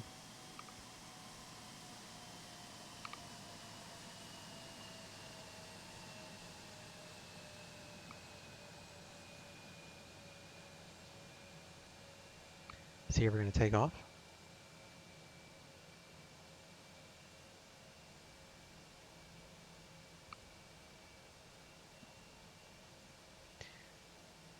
Basically, if they lock it so that you cannot wipe and disable any features, it's not allowed.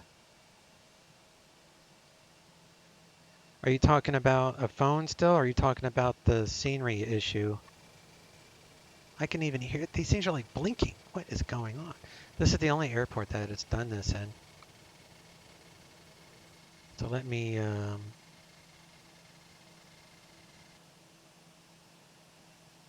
turn that off. And we go back into SAM and disable deep winter. And this is going to take 2 minutes.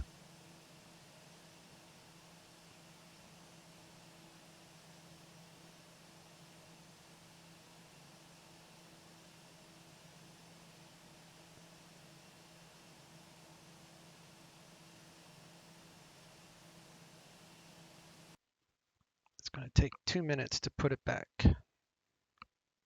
It's 3:05, so 3:07.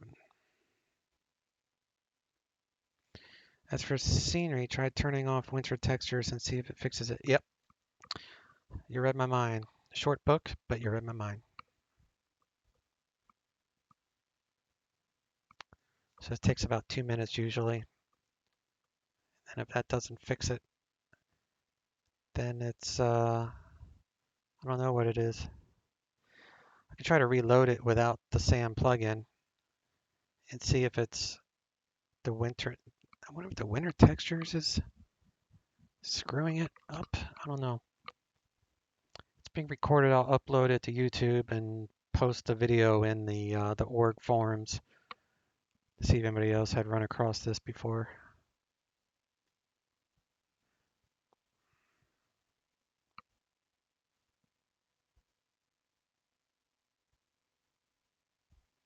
I mean, it's not like it's not the end of the world because most of my flights, oh, I do have some flights that I start out of Salt Lake, so I would like to get it fixed. I also want to have it to where the flows are by default southbound for WinCom ops. So I need to ask Mr.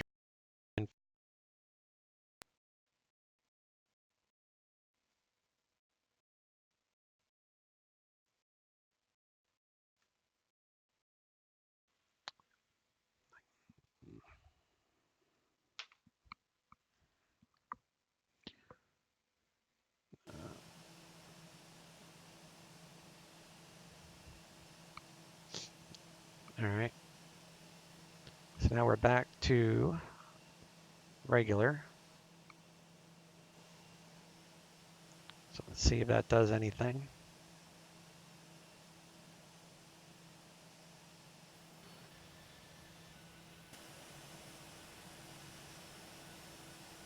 It's like he's underneath.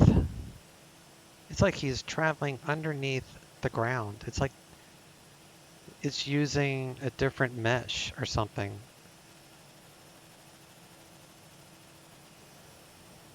It's so weird. I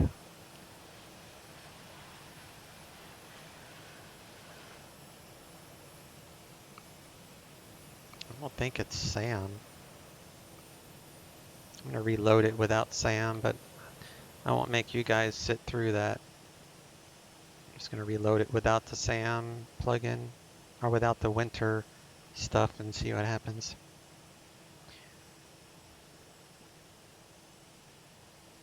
It's so weird. It's the only time I've ever seen that. At least to exclude or include it for debugging. Salt Lake City sitting too high. The traffic could be just on the wrong altitude. Yeah, that's what I was thinking. It's like it's blinking because it's underneath. It's underneath the tarmac or whatever the. It's like Traffic Global is using one altitude and then the airport's using a different one. It's weird. Anyway, I'll mess around with it and I'll catch you guys tomorrow evening because I'm going to stream Friday Night Ops on VATSIM tomorrow. So I'm not going to be doing an afternoon flight. It's going to be an evening flight tomorrow. So I'll be logging on tomorrow at around 7:30 Eastern for Friday Night Ops. Planning to fly from Minneapolis to Chicago, I think. I think that's my plan for tomorrow evening. So I will holler at y'all tomorrow. Thanks for the chat. Daz, Ginnigans, y'all. M9, you guys have a great rest of your weekend or week. We'll talk to y'all later. Chase out.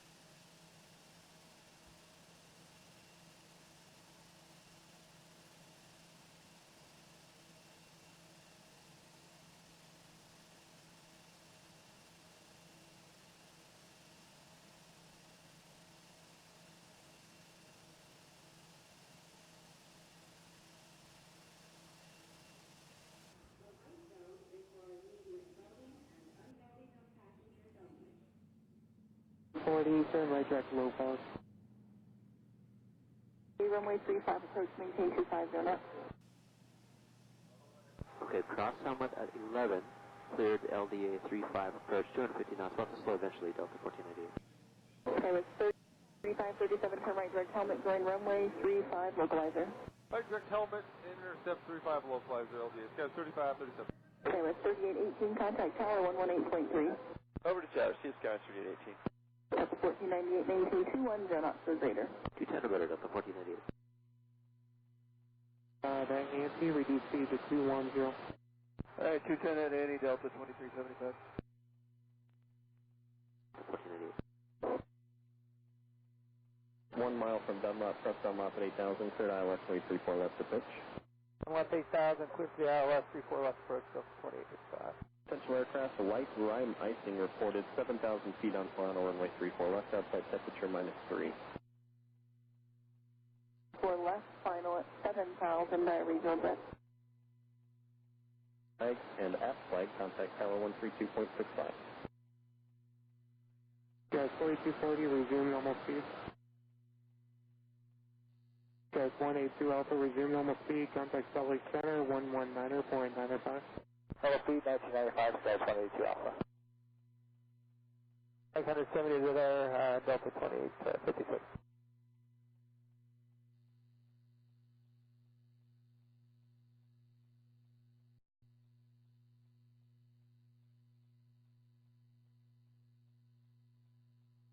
So 35, 37, 6 miles from helmet, cross helmet at 11,000, cleared LBA runway 35, approach, maintain 210 knots.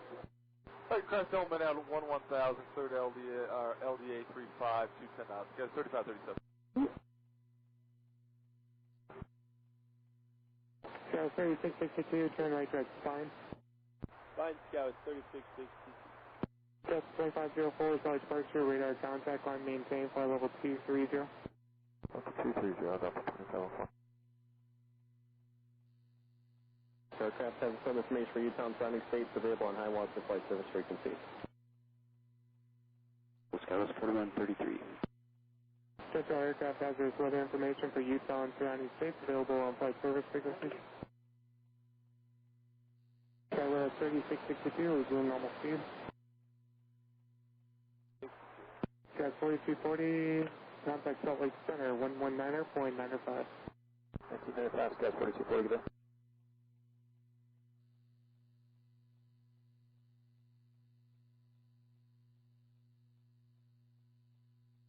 Sky 4133, turn right direct upjar, climb maintain 14,000.